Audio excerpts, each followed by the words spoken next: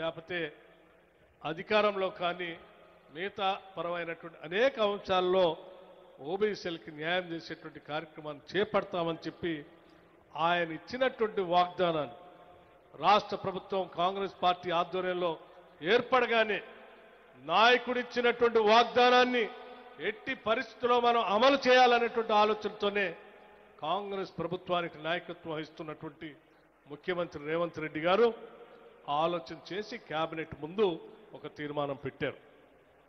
మరి మన నాయకుడు క్యాస్ట్ సర్వే చేయాలని చెప్పి ఎన్నికల కంటే ముందు చెప్పాడు. మన నాయకుడు ఆలోచనల్ని మన ముందుకు తీసుకొని పోవటం మనందరిపైన బాధ్యత ఉంది. ముఖ్యంగా రాష్ట్ర ముఖ్యమంత్రిగా నా పైన ఇంకా బాధ్యత ఉంది. ఆ బాధ్యతతోనే ఈరోజు కేబినెట్లో ఈ తీర్మానాన్ని చర్చకు పెడతా ఉన్నాను. ఈ కేబినెట్లో ఈ తీర్మానాన్ని ఆమోదించి క్యాస్ట్ సర్వే చేయటం కోసం శాసనసభలో కూడా ప్రవేశపెడదామని చెప్పి వారి నాయకత్వంలో ఆనాడు కేబినెట్లో దీనిపైన చర్చకు పెట్టడం, తీర్మానం చేయటం, ఆ తర్వాత శాసనసభలో కూడా దానిపైన చర్చకు పెట్టి ఒక తీర్మానం చేయటమే కాకుండా తీర్మానం చేసినటువంటి సందర్భంలో చాలా మంది ఒక హాస్యంగా కూడా మాట్లాడారు. ఇది సాధ్యమా?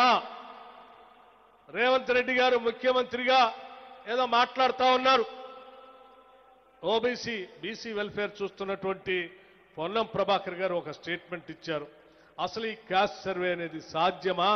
ఈ దేశంలో అనేక మంది వచ్చారు, అనేక రాష్ట్రాల్లో చర్చ జరిగింది, అనేక మంది మహానుభావులు మహా నాయకులే వచ్చి దీని గురించి మాట్లాడిపోయారు. కానీ దీన్ని చేయలేకపోయారు. ఇక్కడ వీళ్ల వల్ల అవుతుందా, ఈ ముఖ్యమంత్రి చేయగలరా అని చెప్పి చాలా మంది చాలా రకాలుగా మాట్లాడారు. అయినా కానీ సభలో ఒకే మాట చెప్పారు, తప్పనిసరిగా చేసి చూపిస్తాం, సాధిస్తాం. ఇది రాష్ట్ర ప్రజలకు మా నాయకుడు ఇచ్చినటువంటి మాట, నేను అమలు చేస్తానని చెప్పారు. చెప్పి తీర్మానం చేసిన తర్వాత కేబినెట్ మొత్తం ఒక నిర్ణయం చేసింది. ప్లానింగ్ శాఖ అప్పచెప్పి ఈ సర్వేని, స్టాటిస్టిక్స్ ని సైంటిఫిక్ గా దేశమంతా మనకెళ్ళే చూస్తా ఉంది. ఒక చిన్న పొరపాటు జరిగినా ఆ తప్పు చూపించి దీన్ని ఆపించడం కోసం ప్రయత్నం చేస్తారు. చిన్న పొరపాటు కూడా జరగకుండా సైంటిఫిక్ గా ఈ సర్వే జరగాలని చెప్పి వారు ఆదేశం ఇచ్చి ఒక ప్లానింగ్ శాఖ అప్పచెప్తే ఆనాటి నుంచి కంప్లీట్ గా సైంటిఫిక్ గా ఈ సర్వే జరిగేంత వరకు దాదాపు 1,05,000 మందిని రాష్ట్ర ప్రభుత్వ ఉద్యోగులు దీనికి నియమించి చిన్న పొరపాటు కూడా జరగకుండా రాష్ట్ర వ్యాప్తంగా ఒక్కొక్క బ్లాక్ ని 150 మంది కుటుంబాలతో నియమించి మొత్తం సర్వే చేసి ఆ సర్వే ఈరోజు ఏ ఒక్క రాజకీయ పార్టీ కూడా చిన్న తప్పు కూడా ఎత్తి చూపకుండా ఉండే విధంగా తయారు చేసి ఆ సర్వే ద్వారా వచ్చినటువంటి అంచనాల్ని తిరిగి కేబినెట్ సబ్ కమిటీకి అందించాం.